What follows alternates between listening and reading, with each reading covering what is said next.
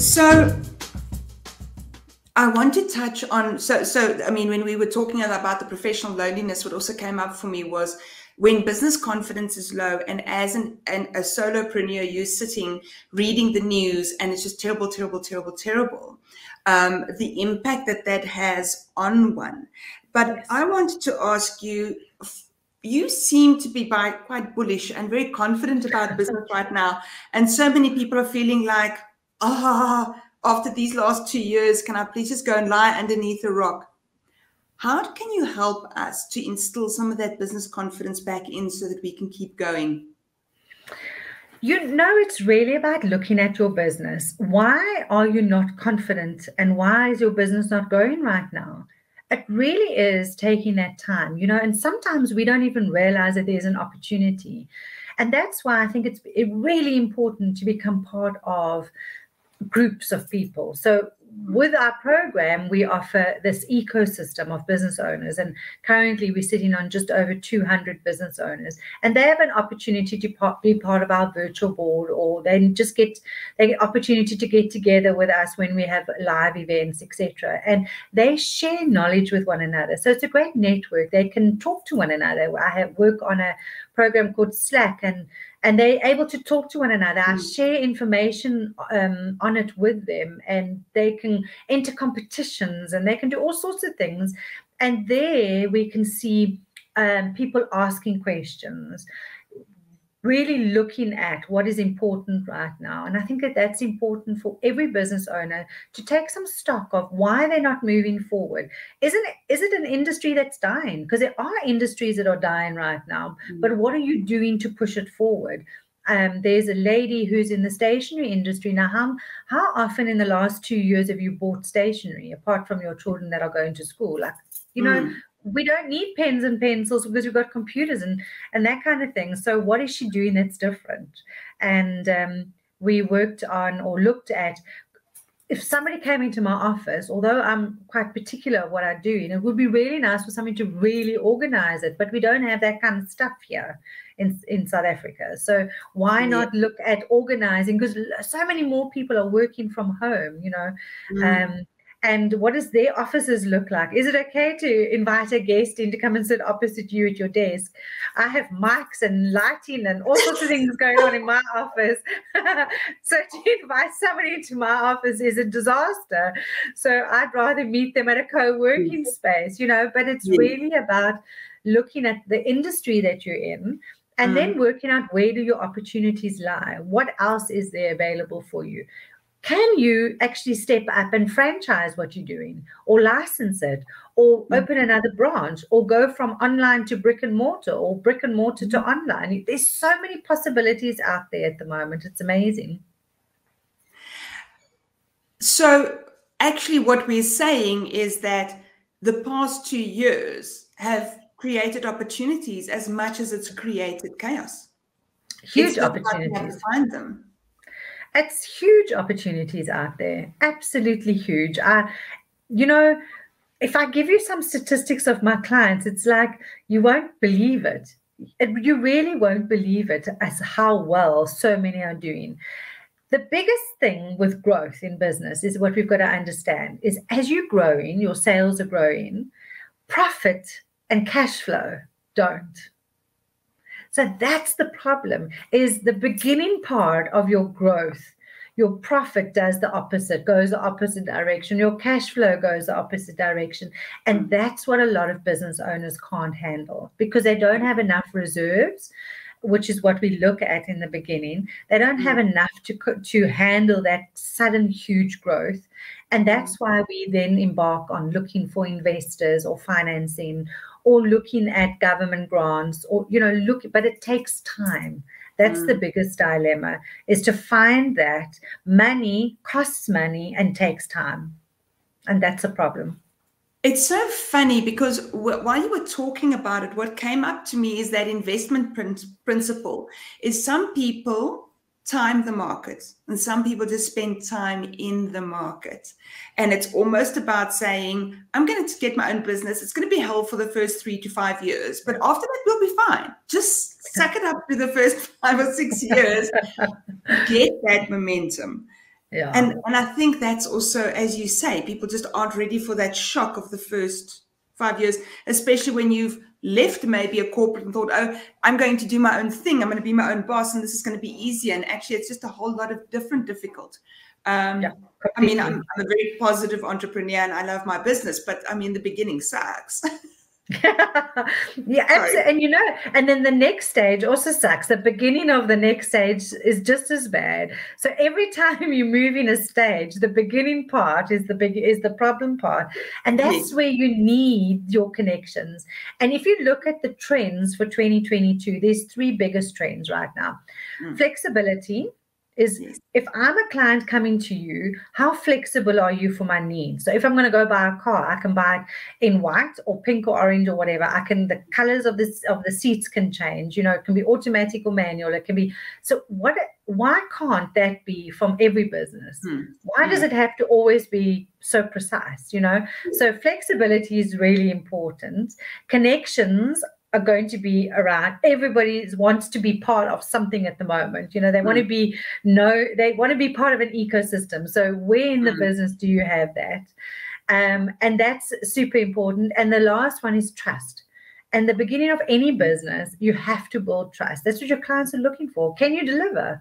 We had a conversation yesterday with a group of young designers and manufacturers, and the first thing out of their mouth was they can't deliver on time. I'm going, well, you're going to lose your boots, because if you cannot deliver on time, that's your biggest problem. So you need to make stock before you start launching what it is that you're launching. And I think that that's really important. We can't compete on price in South Africa, so we have to compete on quality. And you need to make sure every part of quality is done, like customer service to delivery to your actual goods or services. I love that. And so I want to get into the next topic here. So Performance Cafe is really about people in business. How do we help them excel and exceed? And how do we do that by giving them meaning and purpose? But when I read that article about you, there was such a deep passion for customer service. And I thought, hold on, that's a big part. They are people too. We are people buying from people. How do we translate some of that customer service into our business so we can help everyone? It's funny because, we start a business because we want it, but it's nothing about you. A business is about the customer. Sorry to burst that bubble, but it's all about the customer. If the customer doesn't have the right service, they're not going to come to you. If you don't have the right product for the customer, they're not going to come to you. It's not about what you want to give them. It's what they need right now. And that's the important side. So customer service, if you can have the best customer service, I can guarantee you'll have those clients. They'll be knocking on the doors because people are so eager to turn and speak negative. But how many customers say, well done? Yes. So how do we draw those? How do we better understand customers, especially now when everything's a bit up in the air? So when you're looking at your customers, I get my clients to really do an amazing exercise. They've got to look at who the demographics are, what are the psychographics, and what are the generations. Because every generation demands something new and something different. And when we really understand what it is and who our customers actually are, we'll be able to pinpoint what their service is that they require. And also looking at the trends that we've come from. We've had 2 years where we could have home deliveries. Some of the retailers took very long to get there, but the smaller businesses were able to deliver to your doorstep. Why did that stop? Why did the smaller business decide that, okay, COVID is over and I'm going to stop the deliveries? Why? I mean, I would love to have my vegetables still delivered to my doorstep. It's as simple as what that is. You got to keep looking at what your customers need and really take that time to find out. Pick up the telephone and ask. That was something I encouraged every one of my clients to do at the beginning of COVID. Ask, how are you? When was the last time you got a telephone call just to ask, how are you? Yes. Yeah. Rather than try and sell something all the time. You're building trust. You'll be the first person that they'll think about if they need something. Mm. You know, Because we've the care. absolutely, we've been in a society when we've been taught sell, sell, sell, sell, but it's not. That's the opposite of what they want right now. And I think what I love about what you're saying is that everyone, I'm much more optimistic about this year. I just feel like everything's sort of like, the wheels are starting to move much faster. But when you say that, what comes up to me is by asking how are you and what's your reality right now? Actually, you're providing such a service because we need someone to think with. I was speaking to a new coaching client last night. And she said, I'm so stuck. I need to get unstuck. And I said to her, are you working on your own? And she said, yes. And I know this person is dedicated, commitment, probably working like 24/7 at this. And I said, but the thing is, you're still listening to your own messages. Absolutely. And so how great to phone a client and just find out, how are you? Where are you now?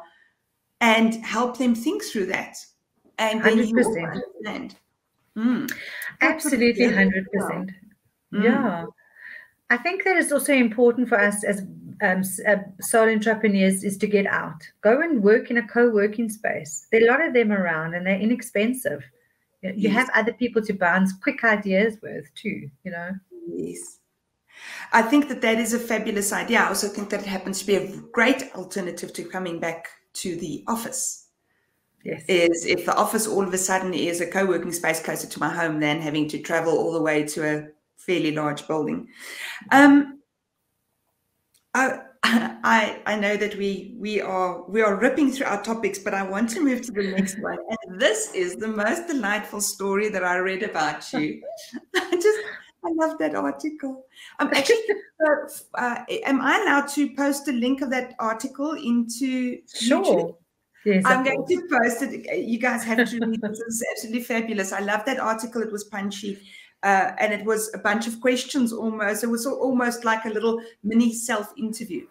And what I really loved was the story about Diane at, I believe it was 3 years old, who tried to convince the principal of the school that sweets should be freely available.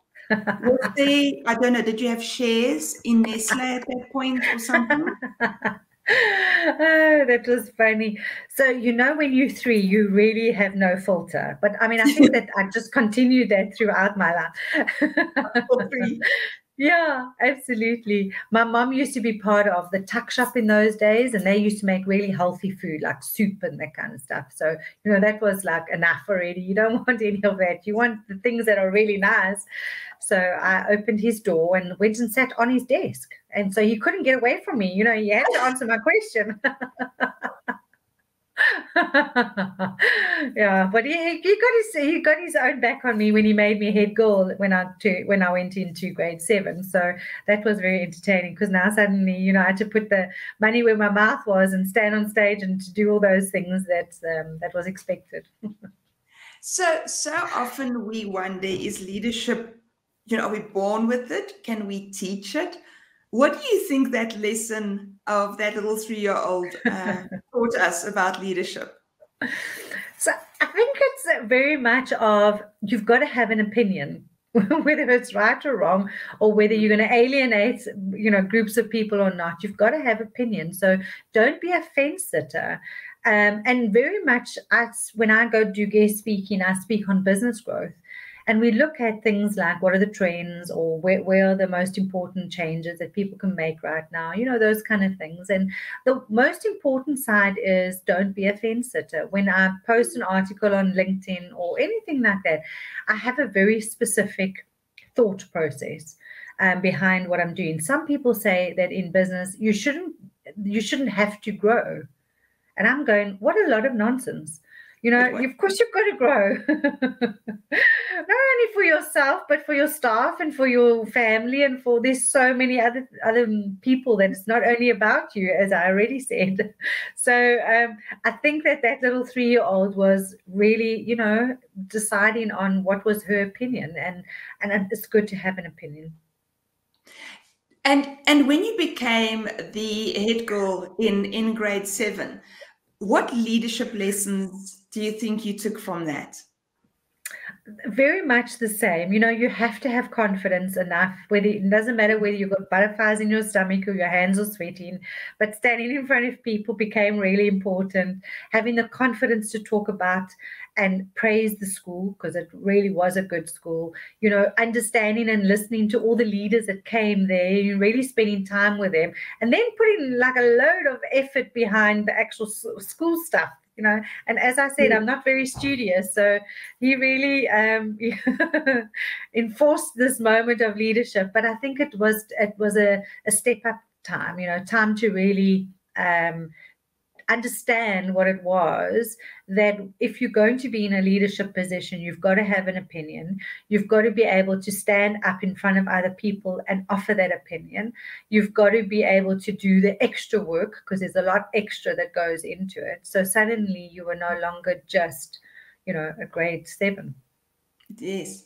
And it comes back almost to that idea that you were speaking of earlier, where you said the higher up we get in business, the less time we have, because there is actually more to do.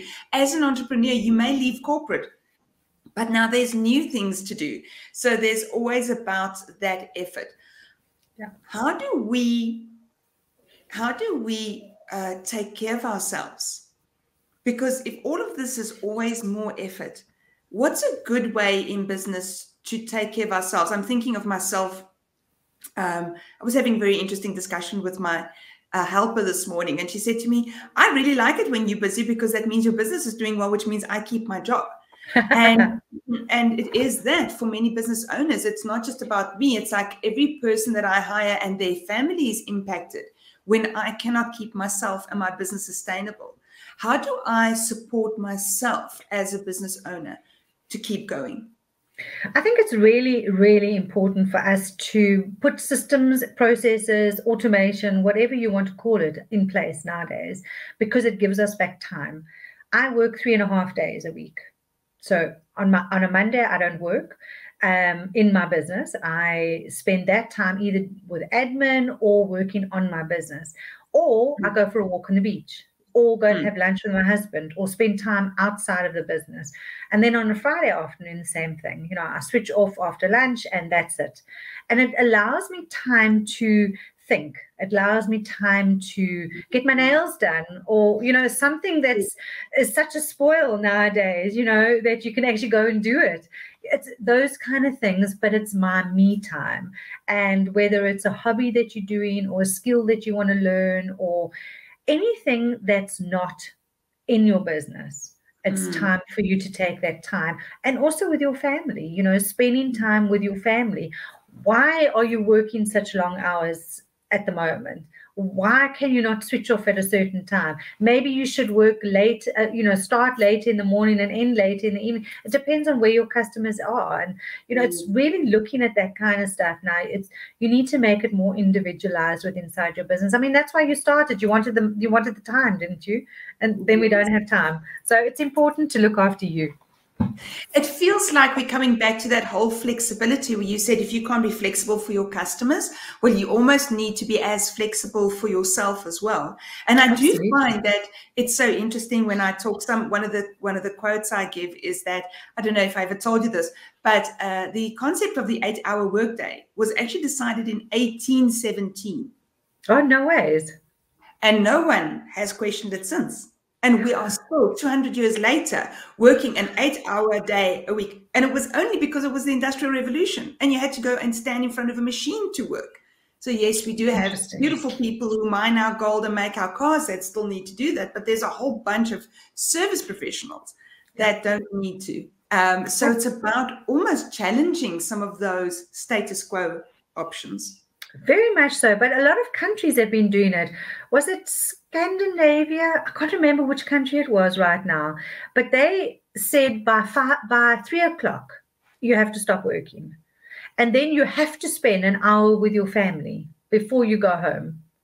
And their productivity increased because people were enjoying their lives again. You know, if you get into this space of not enjoying what you're doing, then why are you doing it?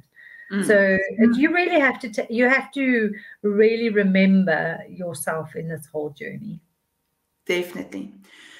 So Diane, one last bit of advice, although I feel like we've taken so much from you already. If you could send out one golden nugget to everyone in business right now, what's the best place to start when we're looking at business growth? What's the one thing, that Pareto principle, that one thing we can do that can really make an impact, that if you were coaching us, you would tell us to do? I would say you need to know your numbers. That's very important. What is your profit margins? What's your gross profit, your net profit? What are the products that are really making the money, that are not taking up time, that you love, the clients that really buy those, and really understand products and clients now. And once you do that, it's very easy. Then your business just grows. Wonderful. What I really love about it is that you also said the products you love and the people that you love who buy that, because of course that adds to our mission of meaning and just fulfillment. And thank you so much. I feel like I could keep you here for another 3 hours, but I fear by then I'm going to start being bold, because I think, you have really been generous with your advice and feedback, and really appreciate all the practical pointers you've given us today. Thank you so much. It's been lovely being here. Thanks, Diane. Well, everyone, yet again, we are spoiled by the quality of our coffee companions. Diane has been more than generous with all of the information that she has shared with us today. And it was just so refreshing to have a discussion with someone who goes, okay, hold on, can we just pause COVID a little bit now? We've had enough of this topic. But from the perspective of how do we find opportunities, not someone who's just in denial, someone who's just waiting to go back to normal. And so I hope that you've enjoyed this interview as much as I had. As always, if you're joining us from YouTube, there's a button down there on the page. You can just click, I think it's about there, for you to subscribe. And then also please like. And if you're joining us from LinkedIn and Facebook, always lovely to have you here. Great to see you this Friday. If you would like to like and share and then comment so we can hear what you think about this. As I've said, I will put some contact details and stuff for Diane in the discussion notes so that you can reach out to her directly if you're interested in any of the work that she does. But until next time, we look forward to seeing you at the Performance Cafe.